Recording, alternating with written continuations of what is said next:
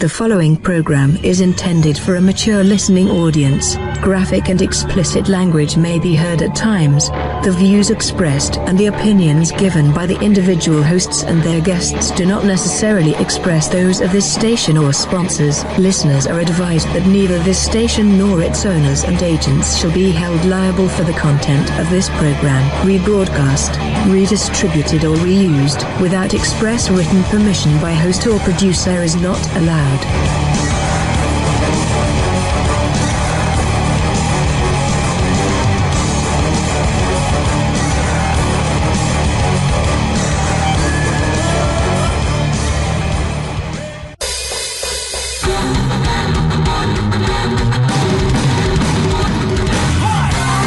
This is the Debbie Perkins Radio Show.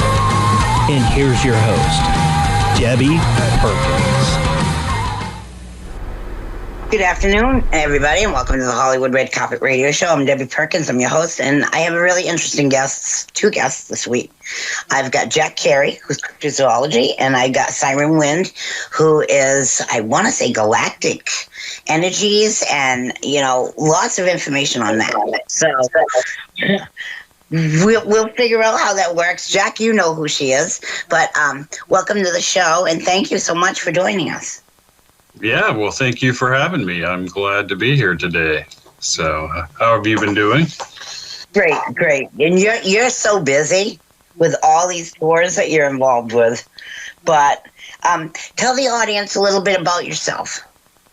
Okay, well, I've been a field investigator into not only cryptozoology, but really all things paranormal for 30 plus years now. I'm the founder of the Paranormal Intelligence Agency, and I've been on quite a few docuseries that were produced by Gaia, which a lot of people may know me from. But it looks like we have a guest here. That might be her. Hey, Siren. Hi, Siren. Hello. How are you? Jack's doing a quick introduction, and when he's finished, you can actually stop in and introduce yourself, and we'll just roll with the show. Okay, perfect. Yeah, right, sounds good. Well, I guess for the past 30 years, I've been busy sort of trying to develop new exotic theories, hypothesis surrounding paranormal phenomenon, and try to get a better view of the totality of the mystery of paranormal phenomenon on this planet. So, and today these days I'm primarily involved. I have my own radio show, Paranormal Intelligence Agency Radio, Wednesday nights at 7 p.m. You can find us if you want to get spooked out of your mind, because we approach some pretty scary subjects. We love that. So, but yeah, that's me. So Wonderful. Now, Siren, tell everybody who you are and a little bit about what you do. Sure. I'm Siren Wind. I've been working with frequency, sound, tone, and energy since I was a child, working with just the telepathic information I was receiving. I could feel the colors and the shapes of energy. I would watch my tone of my voice change energy. So I started really exploring and, I say playing around with as a child to understand how I could tone or I could hum, and it was changing my environment. So through the sound and the tone, and also art and geometry, I would layer different imagery and feel how it was basically creating anything from nothing or transforming into something different through the layering. So that came into my healing works, working with frequency, sound, tone with others, and then creating books where they're activating for people to activate their remembrances of anywhere they've ever been, knowledge they have within them, other times, other lifetimes, etc. So, yeah. That's really interesting. It really is. And you cross over to the paranormal a little bit. Yeah, well, yeah, I've always, I mean, I never really guess I perceived it as paranormal because since I was a child, I just felt an access to the other dimensional planes. And through just feeling that source connection, I could feel other realms or other energies around. So, and depending on what, octave or dimension of frequency would shift between, I could see different energies, perceive different beings or sine waves, which I wouldn't call it that as a child, but, different energy waves, different color waves present in that way. So that began very early on.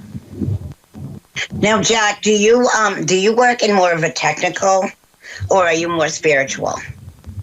More technical. Where I'm big on tracing physical evidence and really the sort of provenance or the chain of custody of evidence, the best evidence, I guess, that's out there for any given paranormal phenomenon. But no, primarily interested in physical evidence because in my, experience over 30 years, physical evidence is the only thing that really convinces an unsympathetic populace that a lot of these phenomenon are real, So many people are still skeptics. And a lot of skeptics are like, if you notice, there's a lot of people out there that go, I didn't even believe in that until it happened to me. Right. And then all of a sudden they're 100% believing because they had an experience. Right, and that's been my experience. I know I have a good case when the primary witness involved in the case starts to make profound life changes because of the experience that they had. That's when you know that something truly occurred that is supernatural. And so, we've had a number of those cases over the years, but these days I try to examine, new theories and evidence and discoveries in the paranormal world, things like the so-called hitchhiker effect, which many people have never heard of before, but it's been discovered by some of the world's best scientists who are involved at like Skinwalker Ranch and with the Pentagon's OSAP program having to do with the now they call them unidentified aerial phenomenon instead of UFOs, but the Pentagon's program had a number of scientists that were sort of working on stuff at Skinwalker Ranch at the same time that they were working on the Pentagon's program. Wow. They would study the UFO phenomenon, right, all day long. These are hard-boiled scientists and intelligence agents. There were a lot of intelligence agents involved in all of this. And they would go home from a long, hard day of studying the UAP evidence that they had, only to experience a wide array of other kinds of paranormal activity beginning to manifest all around them. In other words, imagine you're an intelligence agent with the highest top secret clearance you can imagine, and you're the guy. You have access to all that information, and you're studying that every day. And then at night you go home, and all of a sudden there's poltergeist activity. There's full shadow entities walking across the room. There's material objects that just blink into existence and blink back out of existence. And I might add, it culminated in the Pentagon's program with a encounter with an actual dogman creature. All of this was chronicled in the book Skinwalkers at the Pentagon that was written by Dr. Colm Kelleher and the famous journalist George Knapp, the guy who broke the story of Area 51, wrote a book called Skinwalkers at the Pentagon in which they chronicle all of this information for people that want to do a deep dive. But yeah, there was an intelligence agent walking the grounds at Skinwalker Ranch with a couple of other guys, a couple of scientists, and it was at nighttime, and they came across an entity that was non-corporeal. It didn't have a body, but they could feel the energy, the presence, the strength of this thing, and it emitted pure terror in them. It basically caused them to freeze in fear, right? Simultaneous to that, 1,000 miles away, the intelligence agent's wife in her home near Langley, Virginia, which is where the CIA headquarters is, went to her sink to get a glass of water, and it's approximately 3 a.m. in the morning. And she looks out across her property and sees an upright, canine-headed, bipedal dogman creature standing next to one of her trees, staring at her through the window. Right? She thinks she's going insane. She doesn't say anything. She's petrified, however. And then a couple of days later, the two teenagers in the home are midday, 10 a.m. in the morning, so mid-morning, in the game room of the house. They notice movement at the window. They look up to see this dog man creature staring in at them. Their first reaction wasn't to run away. It was to run right to the window, which they did. And they could see this creature running away, kicking up leaves as it went. So this was a physical, in the body creature. Wow. And is what they're calling the hitchhiker effect. And it worked like a paranormal virus, right? And this is where it gets crazy, is that these people would take it home and all of a sudden it would begin to affect their spouses, then their children, then their neighbors, then their neighbors' children, then their neighbors' children's friends. And it went out like a virus in concentric circles from there. That's crazy. That's scary. Right. Like, now, Simon, do you have any input on this? Because you work with galactic energies. Well, I've experienced a lot of different, like, I guess I would even call it like a shapeshifter in a way, too. Like, it kind of reminds me of what you're saying with the dog, dog-like figure where they kind of, I want to say, blurb in and out where you can kind of perceive them, but then there's, but it's not an energy that feels pleasant, by any means.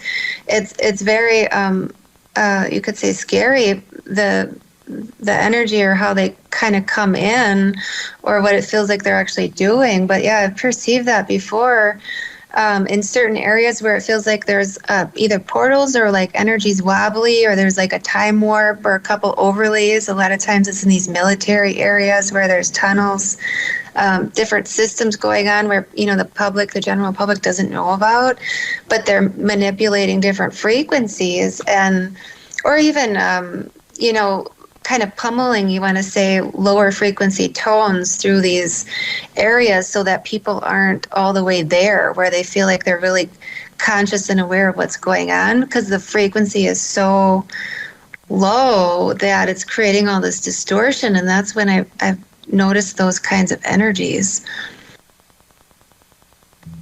I think that's really interesting. What do you think, Jack?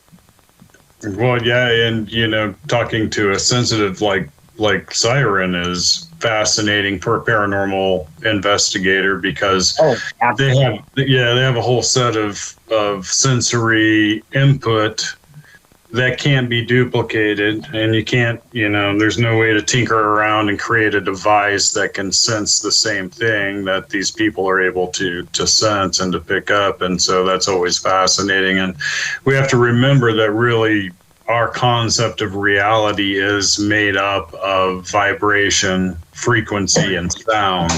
Right. It's all made up. It looks like matter to us, but it's vibrating energy. And so it makes a lot of sense for somebody to be able to, to sense that in different areas and places.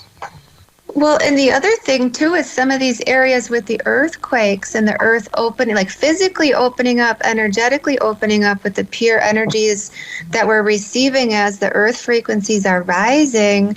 These like physical areas are opening, quaking open, and Like I had this experience in my house, house I used to live at, where my cats, I have 2 cats, they were running around chasing what I could feel like was this boisterous energy that was like fluorescent, and it literally felt like it wasn't harmful in any kind of way, but it was like it came up from the ground because there was an opening, and it was so excited to, like, you know, move around and be free that it was bouncing off the walls so fast.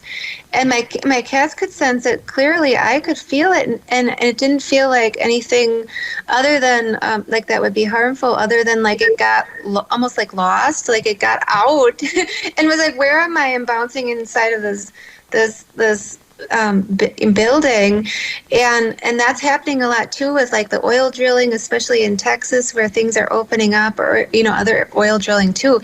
Energy is opening up, it's quaking open, there's mudslides, and all the inner earth beings, all the inner earth energies, crystalline, cities, and everything that's been within for so long since the consciousness fell and has been, parallelly coexisting is now coming to reweave back to those that have awareness to do that again, as we harmonize and come into oneness, that some that can perceive are feeling and sensing all these energies that have really been on all these different planes the whole time. But they're making themselves more known as the earth is opening, which is really fascinating. That's an amazing point of view. Yeah. I sense that so much because everything is opening. And a lot of times when I'm traveling or even moving about, being relocated to where I feel magnetized to be, for a project or something like that, it's working with the earth energies. And what I'm noticing more and more with the earth energies is that there are, all these different civilizations that one could say that they've ascended, in these other time periods, say native people, etc. Well, they took their bodies with, but their energies are underground. They're living right there.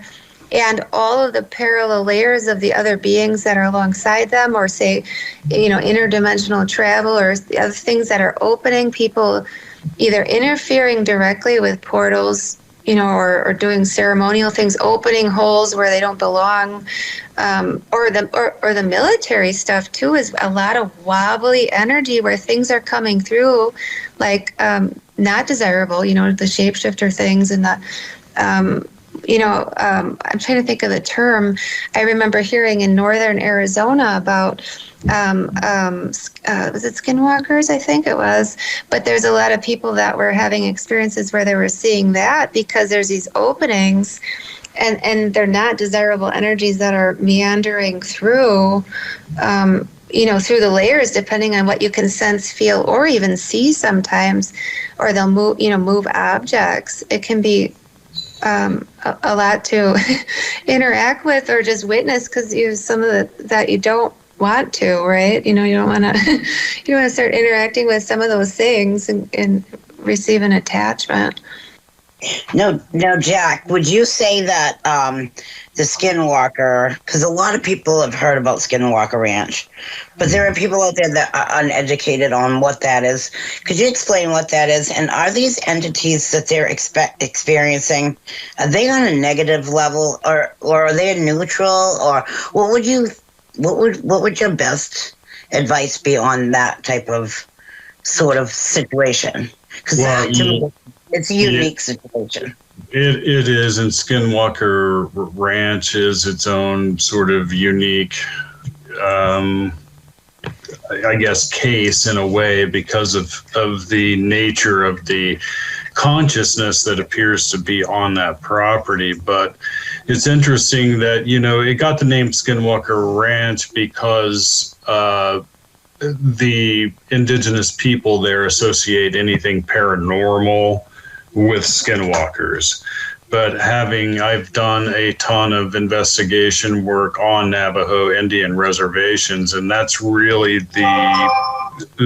where skinwalkers come from, is the Navajo culture.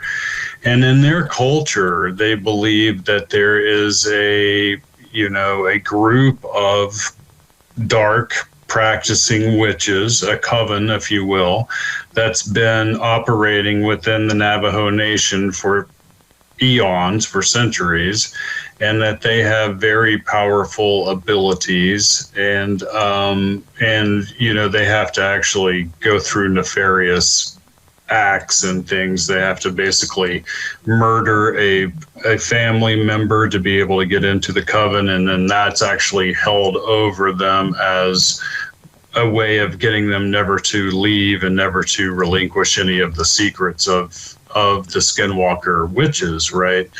But you have other things that are shapeshifters that aren't Navajo Skinwalker witches. It just so happens you have a group of people that practice a form of really dark witchcraft that allows them the ability to shapeshift.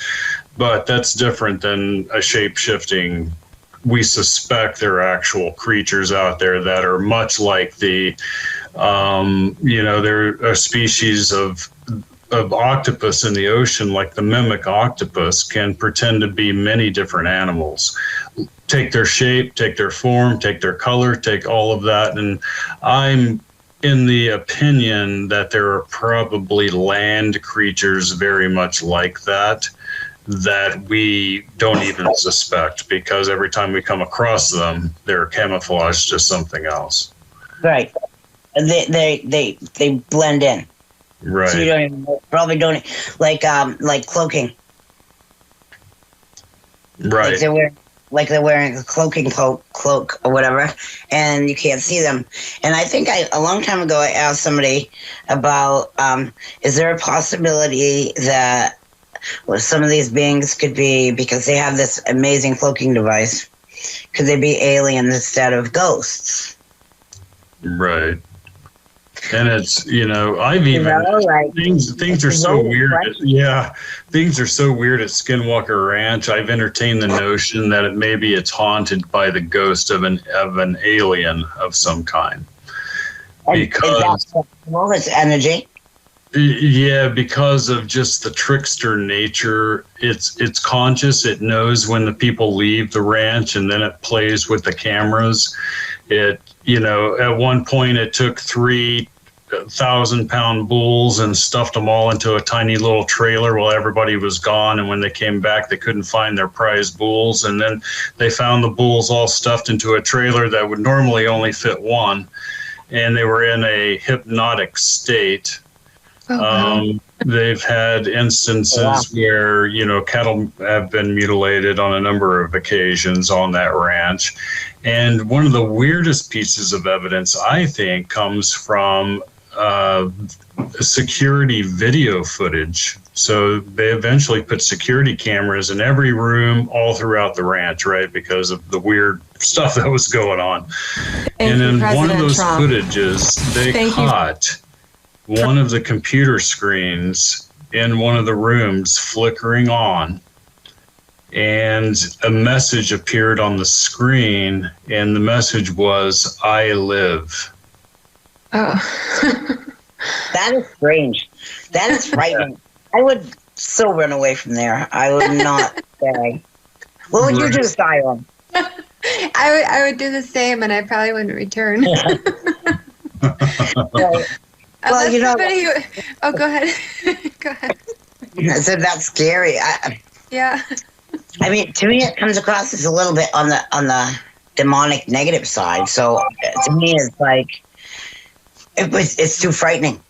I mean, and not that our connection with extraterrestrials should be all positive, because that would be ridiculous to even think that. But to be more on the fear factor, scaring people, making people go grab a gun just to protect their properties and whatnot. I mean, what kind of trouble could we get ourselves into if we experience something like this and it frightens us to the point where we take up arms against it because we think could be some weirdo in a costume out there, but it's actually a being that we don't understand, and we haven't had a chance to. Maybe the government knows about this stuff because they know about stuff we're not allowed to know, but we don't know. So we don't know how to react as a human being to these types of energetic beings, so to say, or even the energy that can come from, like Siren talks about, like the energy and how it's connected to all these beings, and then on top of to us. So how do we prevent ourselves from going to war against these things when we don't know that these, and it's happening, there's more things happening left and right. People are always filming the sky now.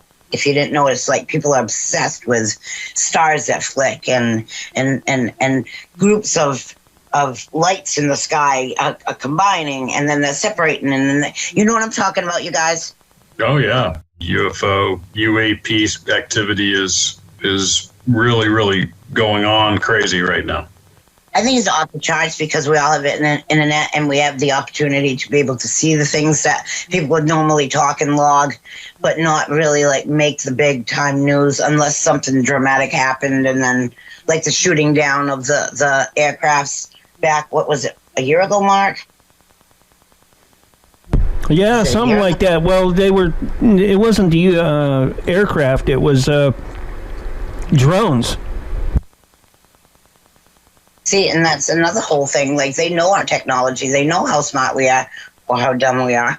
They can tap into our satellite systems. I'm almost positive that they are more highly intelligent than we could even imagine being. And then you guys saw that recently they posted about that big telescope seeing all those multiple galaxies. Like, we'll never be alone. We're going to be bothered for the rest of our lives as long as we're here, because I think that they're going to notice that this is an active planet. This is a planet that has life and abundance and just biochemicals of human to animals to, like, we're surviving, we're living, we're thriving. But for how long, you know? And then we got these beings that they're well aware of us because they're probably older than the human race. And I would say that they might have a lot more intelligence than us because we're babies, if you ask me. The human races are babies. We're all learning. Well, they're probably, light years ahead of us, not with the educational knowledge of life. You know what I'm saying? Yeah, well, and the problem really that's going to come about with UFO alien disclosure, which is going to happen very, very soon, it's almost to a breaking point, and we call it catastrophic disclosure for a reason, because they've had ample amount of time to sort of release this and that to warm the public up for what's coming. But the real problem is that this non-human intelligence will have a superior ontological understanding of the universe. It will have a better understanding of the true nature of what created the universe and how that creation actually works, right? That's going to come into direct conflict with existing geographically based belief systems that we have on this planet. And most religions on this planet are geographically based. They developed in geographic areas according to the needs of that particular populace. And all of that gets wiped clean in a single move. What does a species do then? Because when you look back into the history of humanity, we see example after example of collapsed societies, advanced societies, ancient Egypt, the Mayan, the Roman Empire, it goes on and on. All of them were preceded by a collapse in the belief system, which gave birth to that society. And wow. So when you come across a life form that has a completely superior belief system to anything you've conceived of before, how do you as a species survive at that point? And that's called ontological shock. And there's plenty of us in the ufology community that are really, really worried about the depth of that ontological shock when it comes, and it's coming very soon. I mean, over the course of the next few months. Wow. Now, what, Simon, do you feel some of that, like what he's talking about? Do you feel the energies are changing? What is your advice on helping people to understand what's happening? Because, like you said, there's a lot going on with all the volcanoes. Now we're dealing with war. You know, you guys all realize what just happened recently with Trump and you know, and all those bombs going off. I mean, for every time we bump the earth, I mean, I'm thinking that's going to change something. Well, that's what's important about essentially being here now, is that we're all energy and we're frequency, we're vibration. So what we're vibrating is the change of how we can stabilize, how we can help transform, and how we can shift versus going into this fear frequency, because the fear frequency is very low vibration, right? It's a low frequency, and that has a completely different dynamic and impact to others. And if we're remaining in our heart as much as possible, tuning into love and all the pure tone energies, which we're actually receiving very pure tone, high frequency, light codes, sun codes, plasma, pure energy. And instead of getting vacuumed, so to speak, into these fear energies, we can actually realize the vastness of the cosmos. There's so many beings, there's so many civilizations nobody even really, not nobody, but many people don't know about. We're going to come to find out who all our relatives are. I know it's shocking to some to know, you know, we're not the only ones here, right? It's shocking to some people, but the truth is that it must be revealed, and it is, because we all are to co-create and create a new world that's not this duality, confusion that's been overlaid for so long. And I think the more that the pure tone energy is arriving and the more people are awakening through these waves of high energy, that they're opening to realize that what's been told and you know, projected in these stories, that doesn't add up, you know, and all these distraction creations of these dynamics of duality or war or even you know, scarcity with this monetary, all of that. It's all been created to create the quantity of fear frequency, which is a limited. I mean, you look at the fear, that energy. Your heart field is so small when it's vibrating that way, or vibrating so slowly, and to really dissolve all of that through this potential, we really have the potential to shift out of that, which we are, and some may choose not to do that, or may not stay, you know, through these transitions, but we're returning to unity consciousness. That's what this is all catalyzing to. It's just really, no matter what is being projected, what's being shown, or what kind of goofy stories they're showing themselves as like goofy stories, aren't they? Like, some of them are so unbelievable of some of these things that are coming to light, the truth coming to light, that it's starting to wave through, like, well, how did we not see this before? You know, how this is so obvious, how it's been, you know, hijacked and created and overlaid in confusion for control, you know, to create this or that, you know, polarities, dualities, one against the other, for those specific intentions to prolong the inevitable, is humanity finding out its divine true nature. I think that's incredible. I love the way you think about that, and I think that's great advice for like people who are trying to learn about what's going on. The both of you have such great insights on what you're talking about, and I think it's very interesting. Honestly, I've heard some of what you've talked about in the past, but never in such depth, if that makes sense. And Jack, now what are other things that you are dealing with? Because you're doing a lot of tours, and people are going to ask you a million questions, I'm quite sure. That's what happens when they ask you a whole bunch of questions. And that's, I mean, it's a given. And because everybody thinks you know all the answers, but you know some of the answers. And you know the ones that are the most important to you, which, of course, would roll over to everybody else. But what are some important things that you do that people would like to know about you?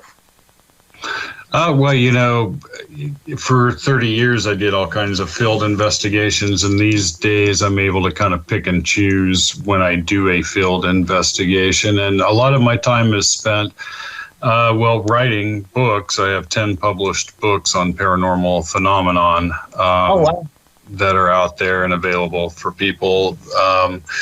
And, you know, for a long time, I've been trying to develop these different theories as to what might be taking place. And to kind of, you know, segue over to what Siren was saying was that, you know, we're basically in a stage, a planetary cycle known as the Kali Yuga. And the Kali Yuga is an interesting thing. It takes us through dark ages, but it also takes us through ages of divine enlightenment, and we go through golden ages and things like that, right? Well, for about the last 360 years or so, we've been on the ascending part of that cycle in the Kali Yuga. To give a visual of what that means when you're on the planet, because that's really what matters, is the Earth is basically, a lot of the time, there is a debris field that blocks the Earth from the center of the galaxy. There's something going on at the center of the galaxy that is divine in nature. It's made up of, we don't even know how many stars, but there is a type of harmonic vibration that emanates from galactic center. And when it does, it appears as though it affects life on all the planets in that particular galaxy. This is like a natural mechanism. Well, think of it like the Earth going through a rotation where it pops up above this little debris field for a while. And when it does, it gets bombarded by these rays from galactic center. And when we get bombarded, everything goes good. People get smarter. People live longer. Breakthroughs happen. There's golden ages that occur. All of these great things occur in that stage of the Kali Yuga, right? Because we're receiving bombardment from these amazing divine, you know, energies. Then we go back around again through the debris field, and that causes another dark age to occur where people actually literally get dumber. And they're all, you know, society begins to devolve instead of evolve. We've seen that in the past, right? And then you pop out the bottom of the debris field where you get bombarded again by these rays. And this cycle occurs over and over again. And this was called the Kali Yuga. But that's exactly what's happening on a planetary scale. And so we're on the ascending part. We're now getting bombarded by these cosmic rays, but you know the Webbot's telling us we're kind of still in that chaotic phase. We're coming out of that chaotic phase to some really amazing breakthroughs, but it's going to be turbulent for a little while here. Yeah, because I don't think we need any more dumber people. Right. I don't think we need any more of them because honestly, when you said it makes people dumber, the thought that came to my head was like, we've already got enough dumb people. We don't need more. We need people that focus on wonderful things and learning, like you folks are teaching everybody today about, you know, what you do and how things proceed through your thought process. And I think that's educational. But dumber people, we don't need anymore. We got plenty of crazy too. We sure do. But I think that healing energies can help. And Siren, you know a lot about the healing energies on top of the what you call it, the sound waves, or what was it we were talking about the other day? It was learning how to work with these energies. Well, and that's what we get the opportunity right now to do, is because what that chaotic, I guess you could say, call it that way, that's happening is all of the distortionary energy that either people are holding in their body, in their energy bodies, in their fields, in the earth, like and beyond, like all of that is getting pummeled with pure tone cosmic frequencies and source energy. And what that's doing is it's vibrating any distortion to come up, to discharge, to transform, to dissolve, to release, to reconfigure, recalibrate, put into divine right order. And seeing those things for what they are, whether it appears like somebody's being triggered, and having something physically go on, or an ailment, a disease, or a mudslide, a fire, etc. It's ultimately doing so as like Jack was saying, part of the cycle to purify, come into clarity, and give us that opportunity to transform it, because we really all are.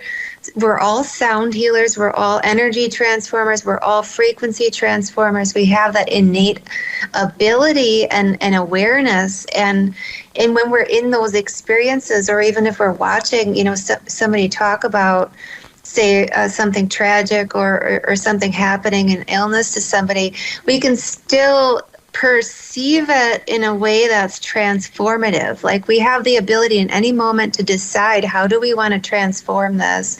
How can we maybe neutralize a pattern, see something in our lives that we can clear, reconfigure, maybe, start something different, or realize something that's falling away. People are talking about their jobs falling away, or their need to move, they need to do all these things differently, and it's really for their benefit, happening for them, so they can see maybe there's a path that's different. Maybe there's something that needs to come up, that needs to clear, known or unknown, could be from another life, or who knows where, ancestral, etc.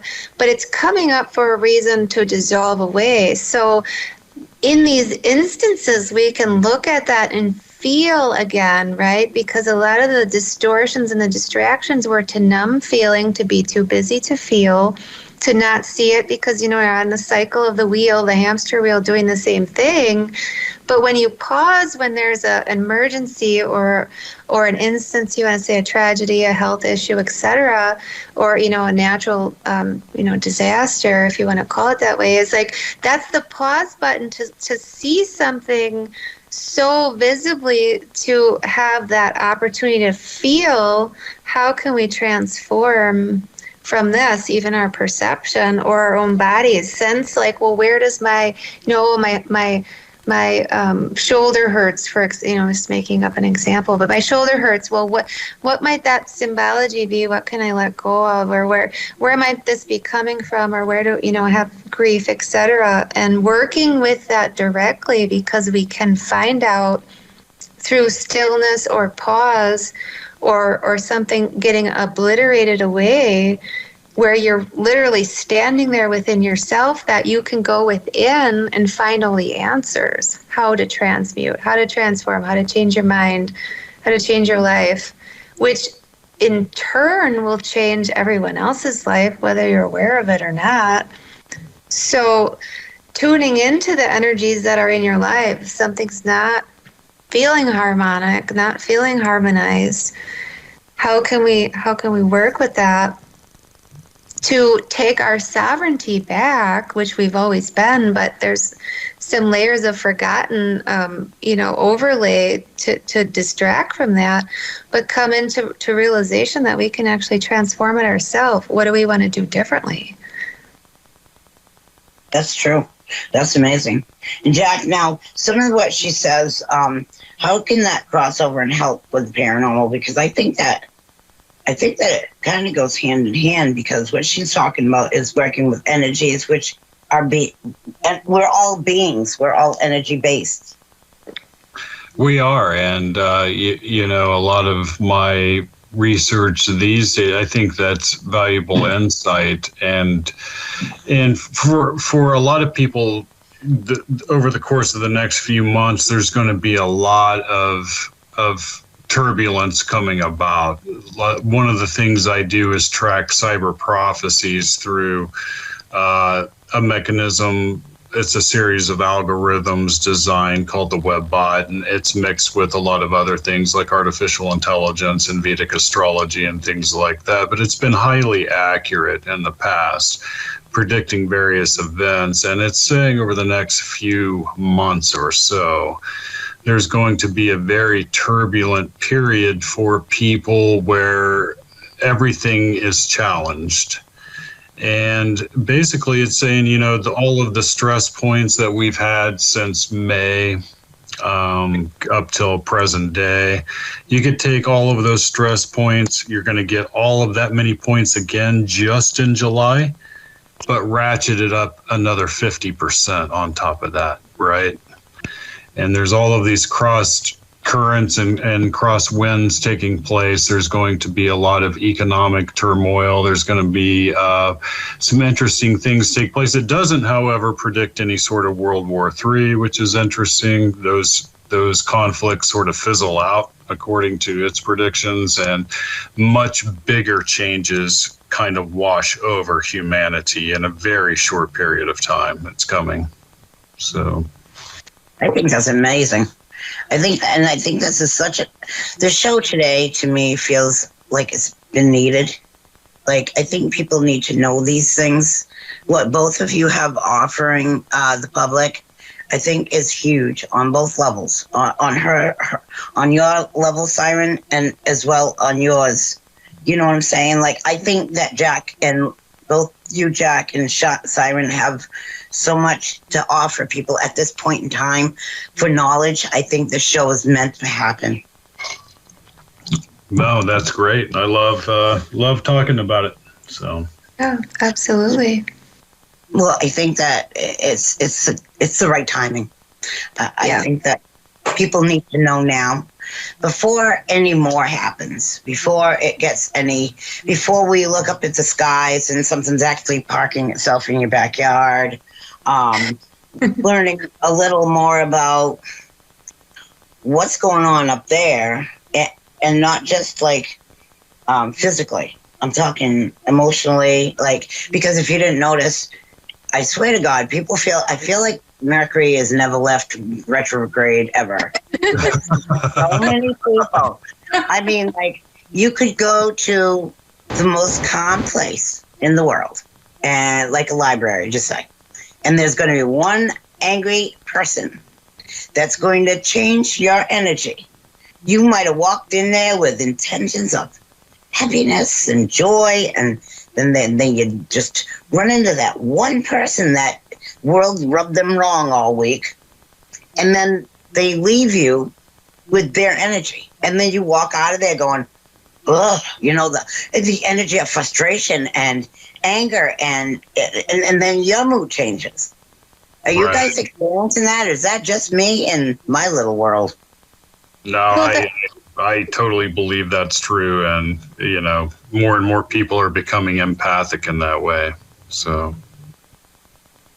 well, it has to come out. All the distortion, all of it, anywhere underneath any rug, any dust bunnies, anything that needs clearing on any layer, level, internal, everything is a mirror, right? So if something is externally going on, internally it's basically the soul screaming to let it out, to release it. They've been carrying it too long, and that's happening with the earth too, but everything that's distorted has to clear so we can rebuild, so we can, recalibrate, so we can build everything all the way down to the base, but all the way within the core. It has to be all the way within. That's why even the internal core of the earth is clearing, the oil sliding around through the drilling, and the rise of all these sediments that have been buried, these ancient cities we're finding out about, everything that has been embedded energetically within the earth of the traumas in the earth has to come clear. So it's going to be, especially this transitionary time, I feel like really between now and 2027, it's going to all have to clear out to reconfigure. This is a huge transitionary time. So it's going to be a little loud with the energy that needs to die essentially and dissolve completely collapse, has to come into right order. It has to come completely pure. So it might be a little loud. It might be a little ugly, you want to say, energetically sometimes, because people are popping, their balloons are getting popped because they've been holding that stuff so long. So is the earth, all these layers of these different galactic wars on earth, different continents shifting, planets blowing up, stars colliding, all that's embedded somewhere and has to be cleared.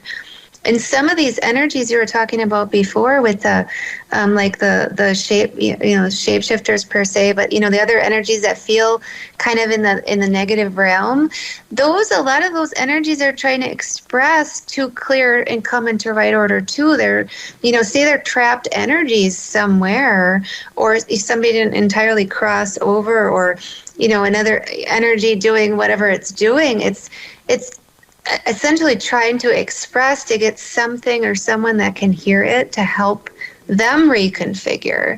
So we have the ability to help the earth clear these other energies that are trying to communicate with us, assuming we know who that is or what it is, obviously, to discernment. But it's very important to know that there's a lot coming out to clear out. It's a lot.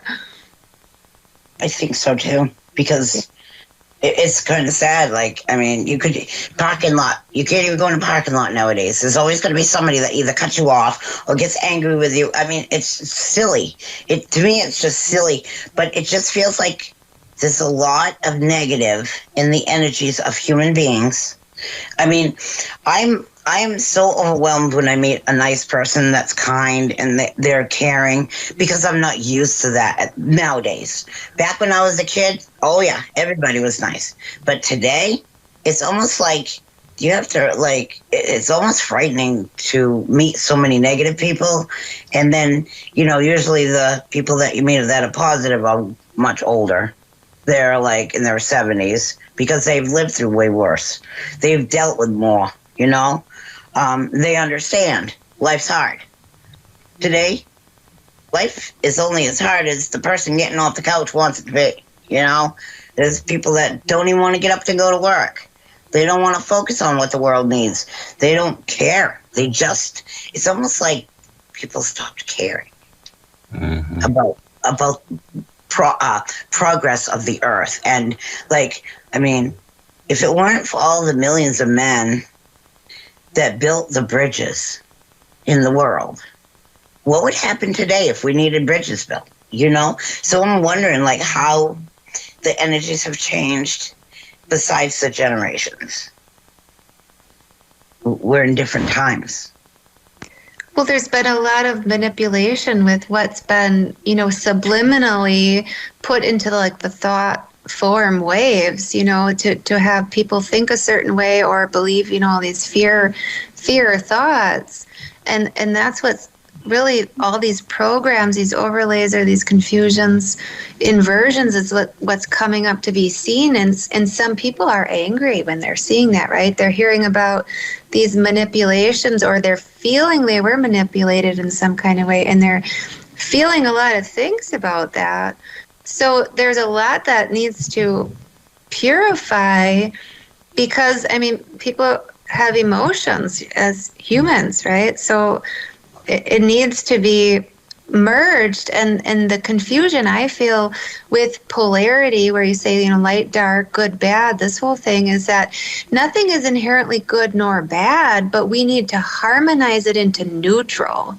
We need to bring it all into neutral, into singularity. So, this dark light harmonized in the middle is the sacred neutrality, where there isn't a charge. So there isn't this, energy charge where people are getting fired up, or they're getting, overly swayed one way or the other, but they're able to be centered in their heart.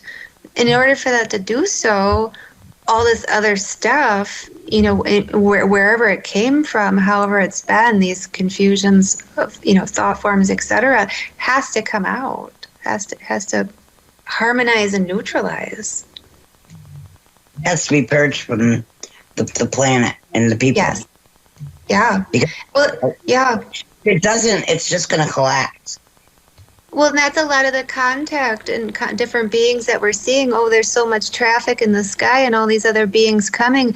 A lot of that is because they have ancient awareness of what true unity consciousness is and how to coexist and be in harmony. And through these processes of all the, chaos, however you want to say, with their restructuring, they're coming to help. They're coming to assist in the process of re-implementation and reorganization so that everyone can remember who they are. It's not a fear of, who's landing on my roof, or what ship are they on, right? Right. No, and the party ship. I'll take the party. All aboard the mothership, as the Parliament having a good time. Funkadelic likes to say. We can have fun, just don't be messing with the probes. Keep them in the pocket. Leave them alone. Yes, we can have fun with everything else, but keep probes to a minimum. that's so funny. We got, what? And I hope everybody's laughing about this because that's actually quite funny. We're going to take a really quick break.